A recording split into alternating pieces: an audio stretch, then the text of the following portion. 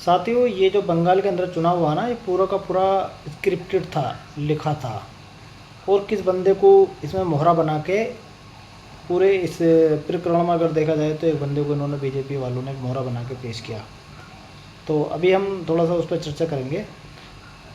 तो स्वागत है आप सबका मेरे इस न्यू ब्लॉग में। कैसे हो आप सब लोग? मैं उम्मीद करता हूँ आप सब लोग बहुत अच्छे होंगे। दोस्तों, अभी कल बंगाल चुनाव के परिणाम घोषित किए गए। देश के 5 राज्यों में चुनाव थे, तो सभी के परिणाम घोषित किए गए।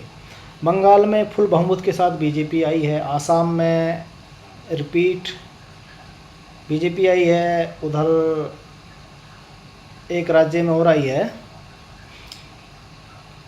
तो भाई, अभी आपने कुछ दिन पहले सुना होगा, एक टीएमसी का एक विधायक था, हुमायूं कबीर। वो ना अचानक एकदम लाइट में आया। एकदम से कोई चीज़ लाइट में नहीं आती है, उसके पीछे ना बहुत ही लोगों का एक तरीके से गई, बहुत ही मतलब लंबी चौड़ी मेहनत होती है। हुआ ये कि बीजेपी को एक ऐसा मोहरा चाहिए था बंगाल के अंदर, और वो मोहरा ऐसा होना चाहिए था जिसको मतलब बीजेपी के पास ऐसा कोई मुद्दा नहीं था बंगाल के अंदर जो आने वाले 10 से 15 सालों तक बीजेपी बंगाल में शासन कर सके। लेकिन उन्होंने हुमायूं कबीर पे हाथ रखा, जो टीएमसी का विधायक था, ममता वाली पार्टी का।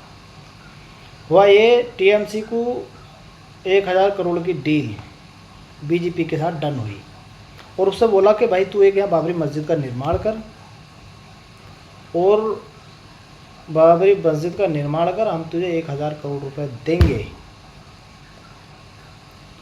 तो उसने अंदर खाने बीजेपी से डील की 1000 करोड़ रुपए की, और वो एक बाबरी मस्जिद का ऐलान कर दिया।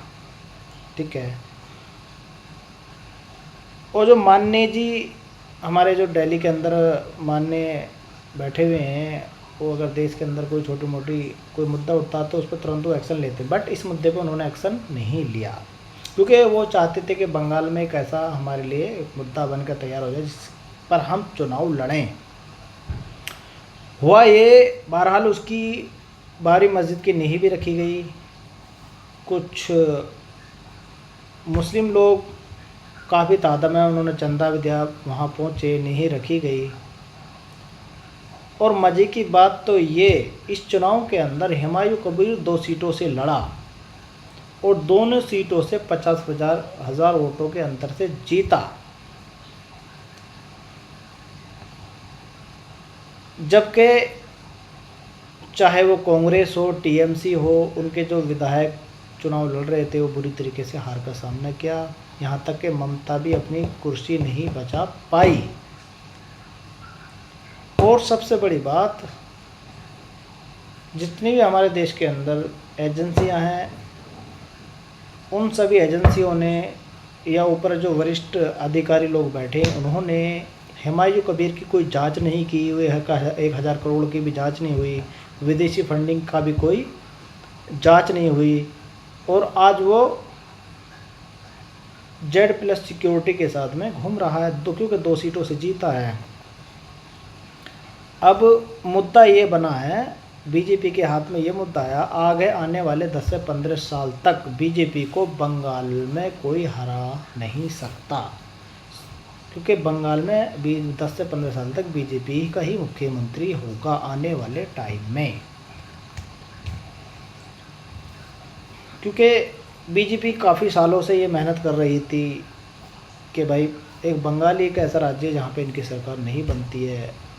तो काफ़ी लोगों ने मेहनत की, और अब ये लगा लो इनकी पार्टी के जितने भी सांसद थे, प्रधानमंत्री समेत मुख्यमंत्री हर राज्य के,